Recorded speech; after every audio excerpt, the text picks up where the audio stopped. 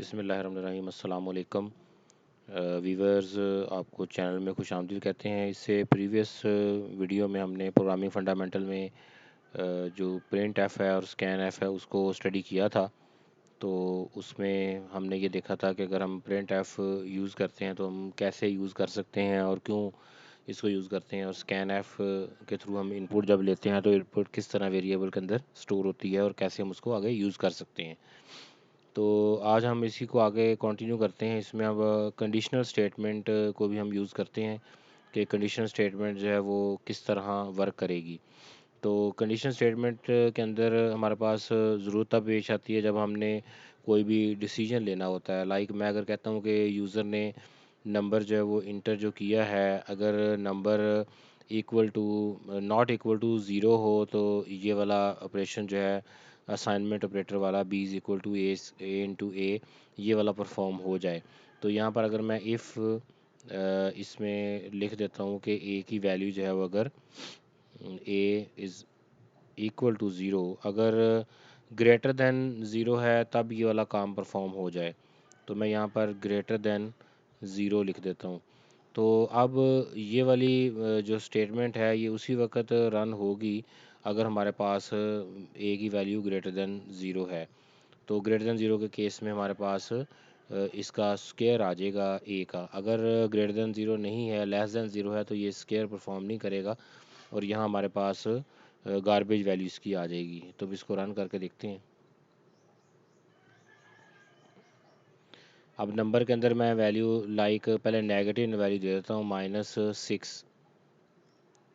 तो अब देखें उसने the square of -6 is zero, तो उसने इसकी ज़ीरो वैल्यू रिटर्न कर दी है क्योंकि इसने -6 को परफॉर्म नहीं करवाया नेगेटिव नंबर की वजह से। क्योंकि कंडीशन स्टेटमेंट उसी वक्त ये रन उसी वक्त होगा जब हमारे पास ए की वैल्यू ग्रेटर देन ज़ीरो होगी। अब मैं अगर यहाँ पर इसको लेस देन कर देता हूँ, बल्कि पहले एक दफ़ा ग्रेटर देन हम चला के देख लेते हैं। तो अब मैं इसमें ए की वैल्यू 6 देता हूँ तो ये 36 आंसर दे देगा। ये देखें 36 इसका आंसर आ गया।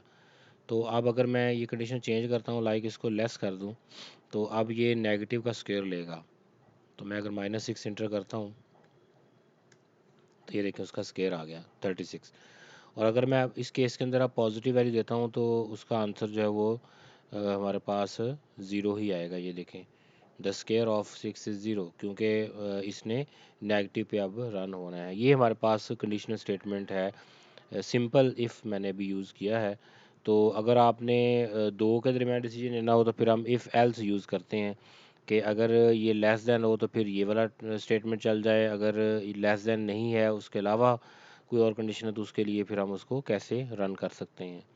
तो अब इसी में ये अभी इफ़ कंडीशन के अंदर आप वैल्यू चेंज करके भी इसमें देख सकते हैं। लाइक मैं कहता हूँ अगर लेस देन ज़ीरो हो तो लेस देन पे जो बी हमारे पास आ रहा है उसके अंदर एडिशन हो जाए।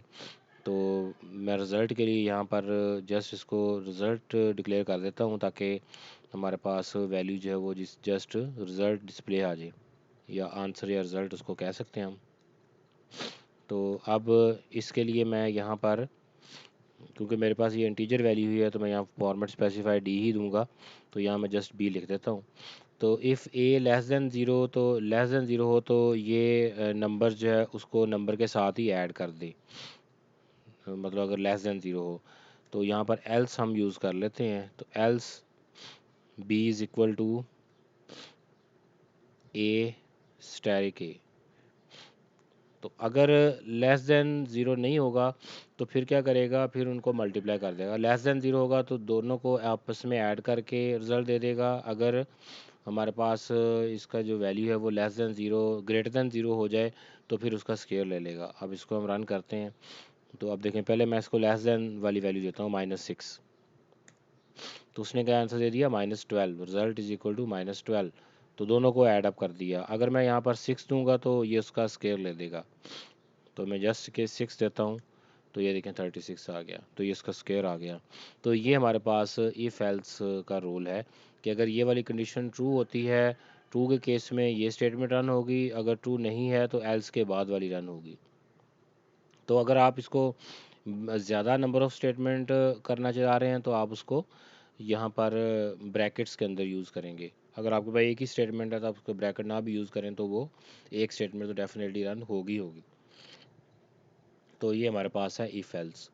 इंशाल्लाह नेक्स्ट वीडियो में हम इससे आगे इसको मज़ीद प्रोसीड करेंगे कंडीशनल स्टेटमेंट को। अभी जस्ट हमने इफ़ एल्स का फॉर्मेट देखा है कि वो कैसे यूज़ होता है। चैनल को सब्सक्राइब कर लें, वीडियो को लाइक और शेयर कर लें, बेल आइकन प्रेस कर लें ताकि इस तरह की लेटेस्ट वीडियो जो हैं वो आपको मिलती रहें। जज़ाकल्लाह।